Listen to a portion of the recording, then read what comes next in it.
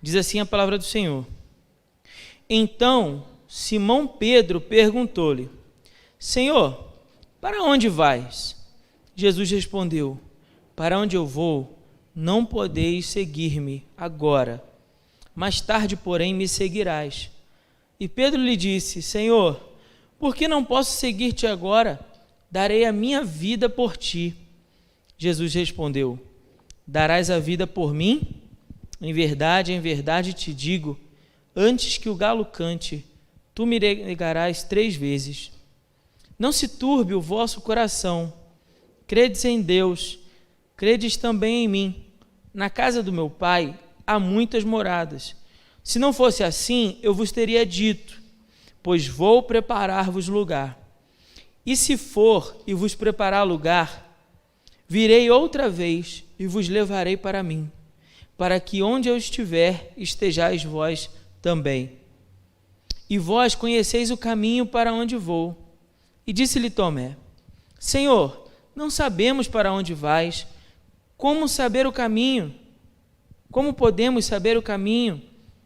Verso 6, Jesus lhe respondeu: Eu sou o caminho, a verdade e a vida.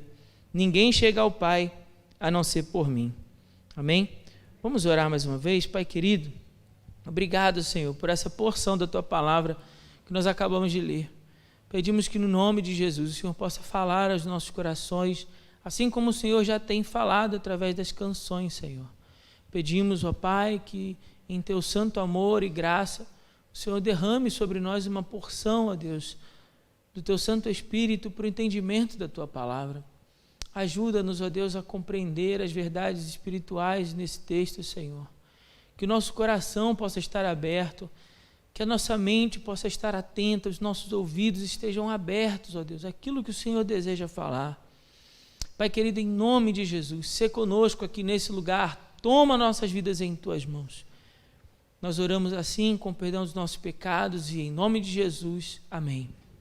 Os irmãos podem se assentar. Mantenha, por favor, sua Bíblia aberta para que você possa acompanhar à medida em que a gente for caminhando pelo texto. O verso 1 fala assim, ó, não se turbe o vosso coração. Como quer dizer assim, ó, o coração de vocês está perturbado, está aflito com as informações que vocês acabaram de ouvir. Essas informações incomodou vocês, inquietou o coração de vocês, mas eu quero então tranquilizar o coração de vocês. Não se turbe o vosso coração, eu vou tranquilizar o coração de vocês. Como? Crede também em mim. E a partir desse momento, então, Jesus vai buscar tranquilizar o coração daqueles discípulos, por entender o coração dos seus discípulos, por perceber a inquietação que afligia sua alma, ele vai acalmar os corações dos discípulos, e para fazer isso, Jesus vai fazer para eles algumas promessas. E é aqui que eu quero que você preste bastante atenção, tá bom?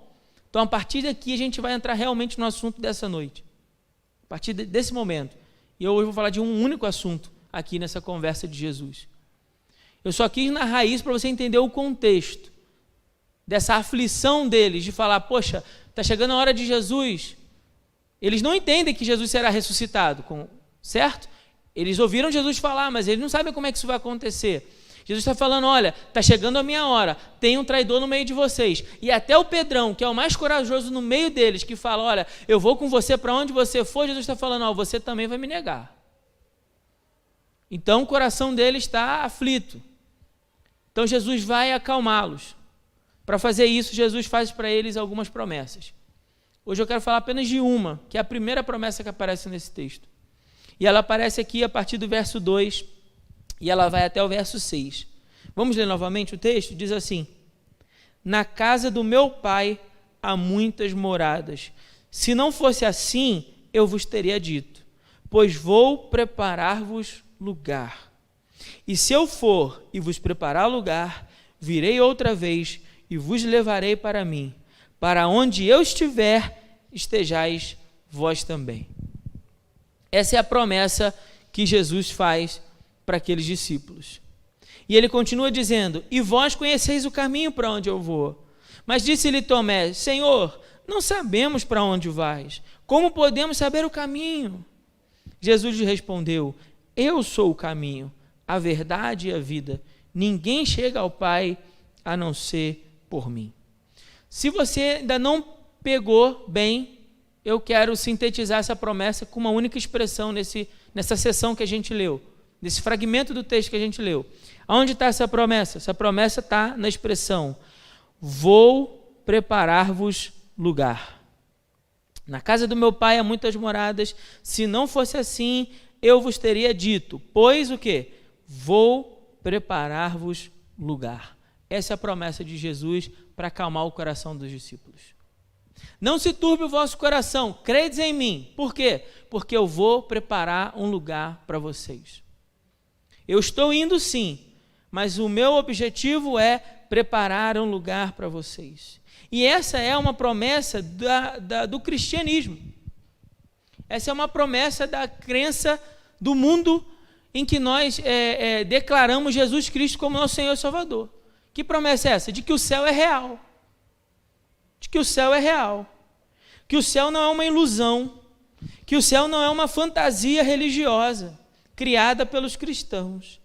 Mas de que o céu é um lugar. O céu é um lugar. E é um lugar onde Deus habita. É um lugar onde Jesus está assentado à direita de Deus o Pai e governa todas as coisas. O céu é um lugar para onde um dia eu e você iremos, para morar por toda a eternidade. O céu é um lugar e que, segunda carta de Pedro, capítulo 1, versículo 11, vai descrever o céu para nós como o reino de Deus. Em primeira carta de Pedro, no capítulo 1, versículo 4, o apóstolo Pedro vai descrever o céu como a herança dos santos. A herança. Em Hebreus, capítulo 11, verso 16, o céu é descrito para nós como uma pátria celestial, uma cidade para onde eu e você estamos indo morar. Em João, capítulo 14, verso 2, esse texto que nós acabamos de ler, o céu é um lar. O céu é um lar. O céu é um reino, o céu é a herança, o céu é a pátria, o céu é a cidade, o céu é um lar. O céu é real. A promessa do céu é real. A promessa do céu tem uma importância muito significativa para esse texto. Por quê? Porque Jesus está iniciando o seu sermão falando que está chegando a sua hora do fim. Que ele vai morrer, que ele não vai estar mais nesse mundo. E isso vai preocupar os discípulos já estão preocupados. Mas como forma de consolar o coração dos discípulos, Jesus começa pelo final dizendo assim: olha, fiquem tranquilos, porque ainda que o caminho seja difícil, o final será recompensador. Tem um lugar para vocês. Eu estou indo preparar um lugar para vocês. Ainda que a caminhada até lá, até o momento do fim, seja dura, seja uma caminhada pautada por traição, seja uma caminhada que passa pela cruz, pelo sofrimento e pela humilhação da cruz, seja uma caminhada que passa pelo abandono e pela negação dos próprios discípulos, até mesmo dos mais corajosos discípulos, mas ainda assim, essa caminhada tem um final que é recompensador, porque eu vou preparar um lugar para vocês. Irmãos, por que essa é uma promessa maravilhosa para nós?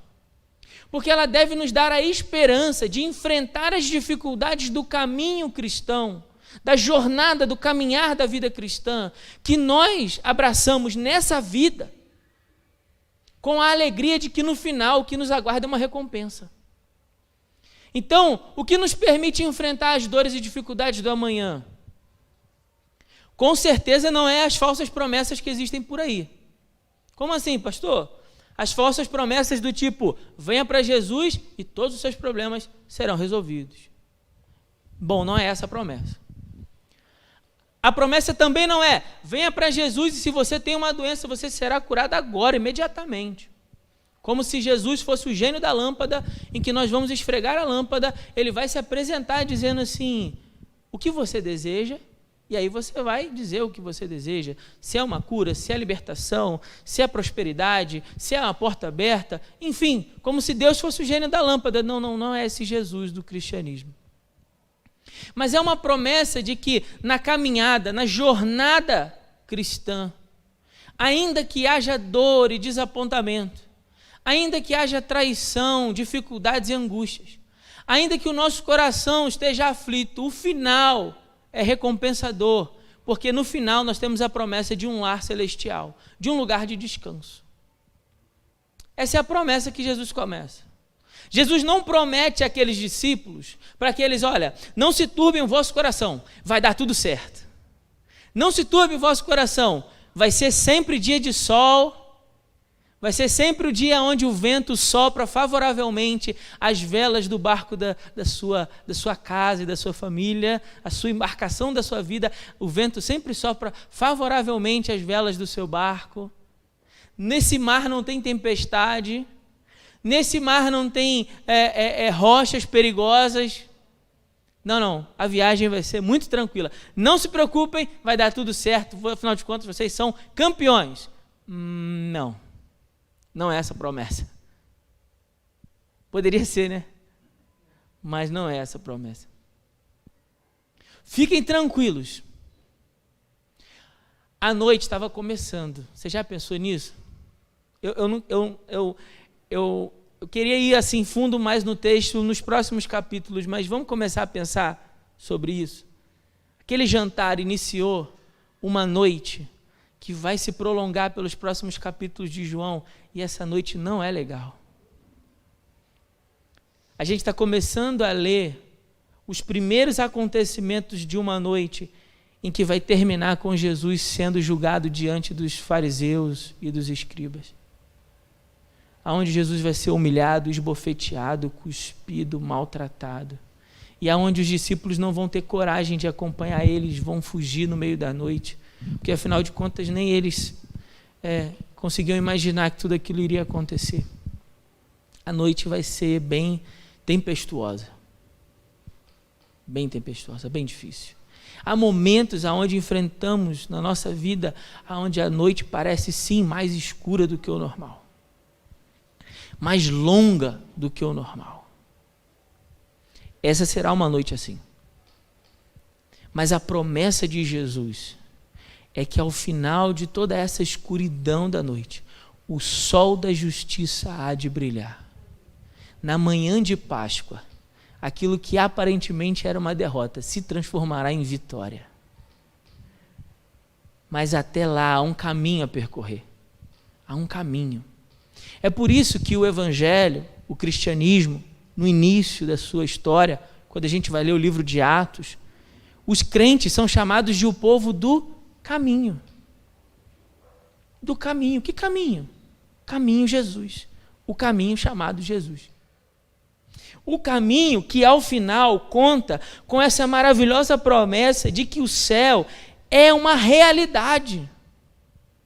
O céu não é apenas uma expectativa.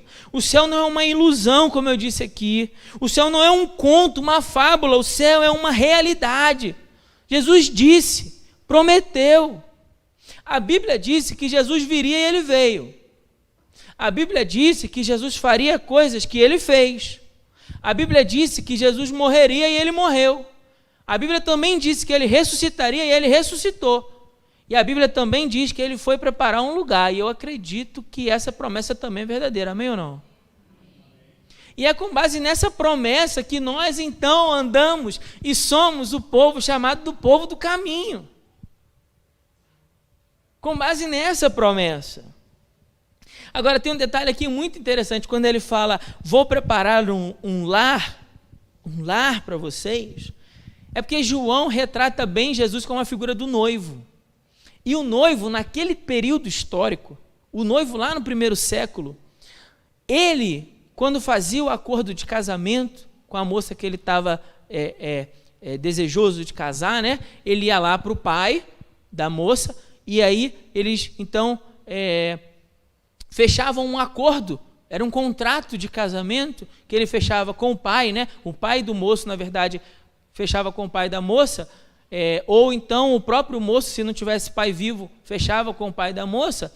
E quando eles acordavam sobre o casamento, esse rapaz ele voltaria para a casa dos seus pais, para as terras dos seus pais. Preste bem atenção nisso. Ele voltaria para as terras dos seus pais, do seu pai, e lá nessas terras ele então alargaria as tendas. O que isso significa? Esse alargar as tendas é abrir espaço na terra do seu pai para que ele então pudesse agora voltar. Está pronto? Está pronto. O lugar está pronto. O casamento está pronto? Está pronto. Já levantou o dinheiro do dote? Já levantou o dinheiro do dote. Então agora ele vinha e era um noivo que vinha com um cortejo.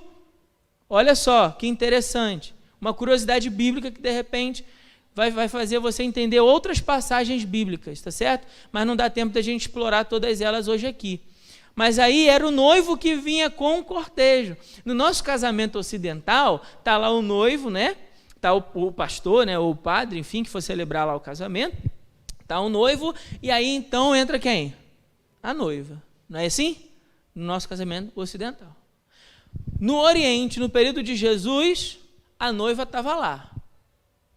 E aí quem vinha ao encontro dela era o noivo, porque ele vinha para buscar, para levar a noiva para um lugar que ele tinha preparado.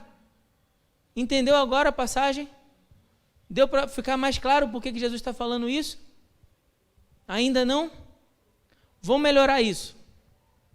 Está lá a noiva, e então o pai da noiva separava algumas moças virgens do povoado para ficar ali permanentemente com ela. Por quê? Porque o moço tinha no contrato 1 ano, até 1 ano, para resolver a questão lá do lugar onde eles iam morar. Então tinha um prazo determinado. Quando o cortejo fosse avistado, as moças, que eram uma espécie de damas de companhia, tinham que correr para preparar a noiva, para ela estar bonitona no dia que o noivo chegasse. Já imaginou um noivo chegar lá e a noiva está toda descabelada, né? Toda desarrumada e tal, né? Com o cabelo tudo bagunçadão? E não, tinha que preparar ela, para que a moça estivesse bonita. E aí sim, ele vinha com os seus parentes, enfim, as pessoas que iam comemorar ali o casamento dos dois, e ele vinha com esse cortejo.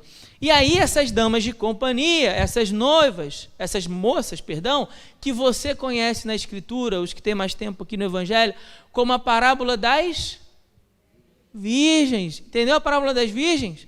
As moças com as lamparinas. Por quê? Porque o cortejo poderia chegar à noite. Por isso que elas estão com as lâmpadas. O noivo pode vir à noite. Se o noivo vier à noite, nós precisamos estar prontas. Essa é a ideia da parábola das virgens. Então elas estão lá prontas e ele vem. E quando ele vem, ele busca ela para levar para as terras lá onde ele preparou o lugar. E agora essa celebração, às vezes, vai durar 7 até 14 dias, para vocês terem uma ideia. É isso que a Bíblia chama para nós de as bodas do Cordeiro. Quando Jesus falou que ia preparar um lugar para nós, ele estava descrevendo a cena de um casamento naquele período histórico. Ele estava descrevendo isso. Credes em Deus, credes também em mim. Na casa do meu pai, vamos colocar isso de outra forma, nas terras do meu pai, há muito espaço para alargar as tendas. Porque Jesus tem muitas noivas, né? A noiva, que é a igreja, muitas pessoas. Se não fosse assim, eu vos teria dito. Se essa promessa não fosse verdadeira, eu teria deixado claro para vocês, porque Jesus não engana ninguém. Jesus nos chama a caminhar com Ele, mas não nos engana sobre a caminhada. Jesus deixou tudo muito claro. É isso. É sim, sim, e não, não. O caminho é esse aqui. Está diante de você. Como disse Moisés. A vida e a morte, a bênção e maldição. Escolhe, pois, a vida para que viva tu e a tua descendência. Jesus deixou tudo muito claro. Falou assim, não, eu vos teria dito, pois eu vou preparar um lugar para vocês. Eu vou preparar um lugar. Estou prometendo a vocês. E então ele diz assim, e se eu for e vos preparar lugar, virei outra vez e vos levarei para mim. Se eu for, depois do nosso contrato de casamento firmado. Tem um detalhe aí nessa história. Quando o noivo firmava esse contrato de casamento, ele deixava com a moça uma moeda, com a inscrição Anit Ledodit Vedodit Li, que significa seja consagrada a mim. Basicamente, eu sou para minha esposa, para minha noiva, e ela é para mim, né? Eu sou consagrada a você e você será consagrada a mim. E ele então deixava essa moeda como um sinal desse acordo de casamento e voltava para as terras de seu pai para preparar o lugar. Nas próximas mensagens a gente vai ver sobre a promessa de quem? Do Espírito Santo, que ele deixaria conosco como garantia dessa promessa. O apóstolo Paulo entendeu isso. Em Efésios capítulo 4, verso 30, o apóstolo Paulo vai dizer assim, e não entristeçais o Espírito de Deus, com o qual vocês foram selados para o dia da promessa. Que promessa? Eu vou buscar vocês, eu vou levar vocês para mim, vou preparar-vos lugar. É o dia da promessa. Então Jesus deixou o penhor ali, a garantia de que essa promessa é verdadeira. Qual é a garantia da promessa de Jesus para nós? O Espírito Santo. O Espírito Santo que agora vive dentro de mim e de você. É a garantia de que Jesus, de fato, irá voltar para nos buscar. Nós fomos a noiva selada para o dia dessa promessa. O apóstolo Paulo entendeu isso. Ele entendeu. Bom, quando ele fala isso, ele diz, eu vou preparar esse lugar, e então eu volto e vos levarei para mim, diz o versículo 3, para que aonde eu estiver, estejais vós também. Aonde é que Jesus está nesse momento, segundo a palavra de Deus? Sentado à direita de Deus. Aonde nós estaremos também? Junto com o Senhor Jesus por toda a eternidade. A certeza de um lar celestial traz paz para o nosso coração. Traz paz, e foi a promessa deixada por Jesus para os discípulos, para que eles tivessem assim coragem e força para enfrentar a dureza da jornada. Essa certeza nos dá alegria até mesmo para enfrentar o sofrimento, como os nossos irmãos aqui que estavam nesse dia, nessa reunião, enfrentaram a dor do martírio. Pedro, de fato, vai seguir Jesus. Diz a história cristã que Pedro é crucificado, mas não querendo ser crucificado como seu Senhor, ele pede para que seja crucificado de cabeça para baixo. De fato, Pedro seguiu Jesus.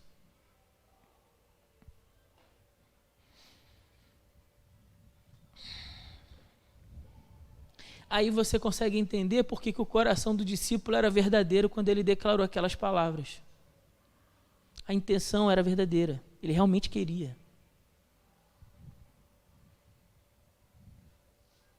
Diz a palavra de Deus que Jesus, então, ele abre esse caminho para que eu e você também pudéssemos contemplar, como ele contemplou, a alegria do final do caminho, a recompensa que nos aguarda no final do caminho. Diz lá em Hebreus capítulo 12, verso 2, que Jesus correu a corrida, tendo em vista o prêmio. Ele não levou em consideração o sofrimento da cruz, porque ele tinha a visão e o olho focado no prêmio. E o prêmio para Jesus era a minha vida e a sua vida. Jesus enfrentou a corrida dele, não levou em consideração a cruz, não levou em consideração a traição, não levou em consideração a humilhação, não levou em consideração todo aquele sofrimento do Calvário, porque ele tinha em vista alcançar um prêmio. E o prêmio era que a minha vida e a sua fosse resgatada para Deus. Por isso ele correu a corrida. E aí então, vem Tomé, lá no versículo 5, acompanhe aí na sua Bíblia.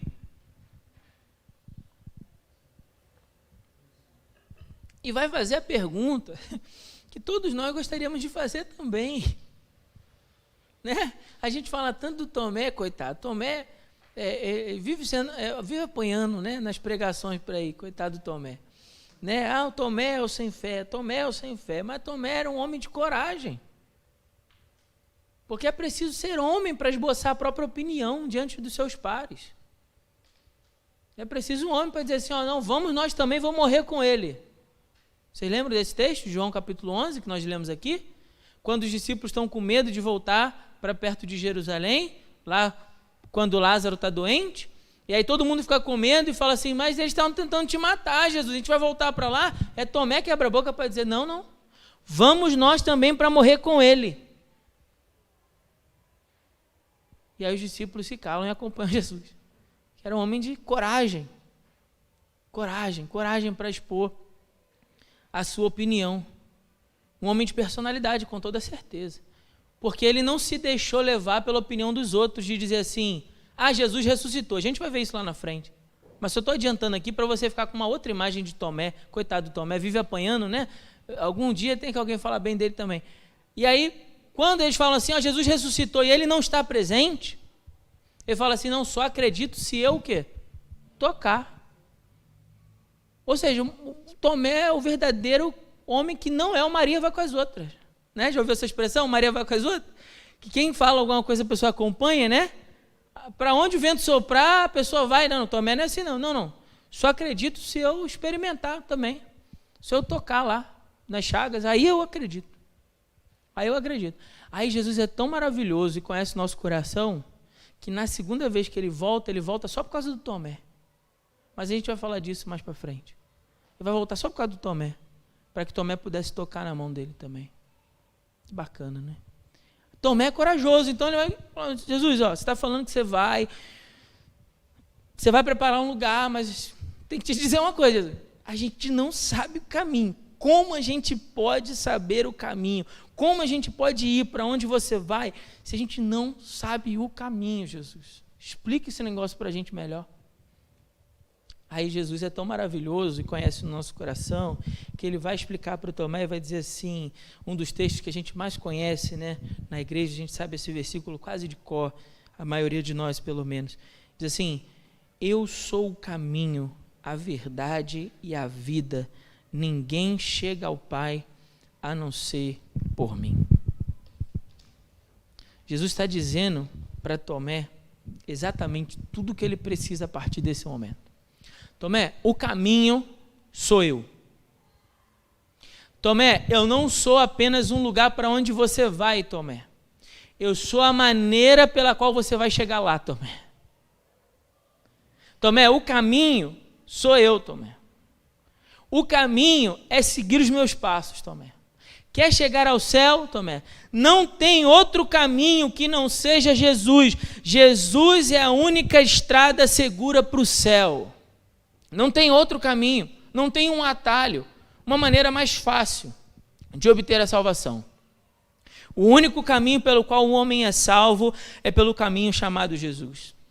Jesus foi tão maravilhoso para os seus discípulos que não se limitou apenas a ensinar-lhes o caminho, mas a mostrar que ele mesmo era o caminho, percorrendo esse caminho, e não apenas no lugar de aonde vocês vão, não, dizer assim, olha, vocês vão fazer as mesmas coisas que eu faço, vocês vão buscar viver da mesma maneira que eu vivo, vocês vão ver os meus ensinos e vão crer nesses ensinos, e a partir deste então, vocês vão trilhar o mesmo caminho que eu trilhei, um caminho de amor, um caminho de perdão, um caminho de serviço, um caminho de auxílio ao necessitado, um caminho de mãos estendidas, um caminho de pés que vão, um caminho de ombros que consolam, um caminho de boca que orienta, um caminho de mão que ajuda a levantar o caminho, esse é que ajuda a levantar no caminho, este é o caminho pelo qual vocês vão viver, e dessa maneira então vocês vão se achegar a Deus.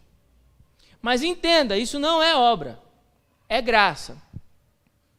Porque nós só conhecemos o caminho, porque Cristo, dessa maneira graciosa, nos mostrou e nos revelou o caminho.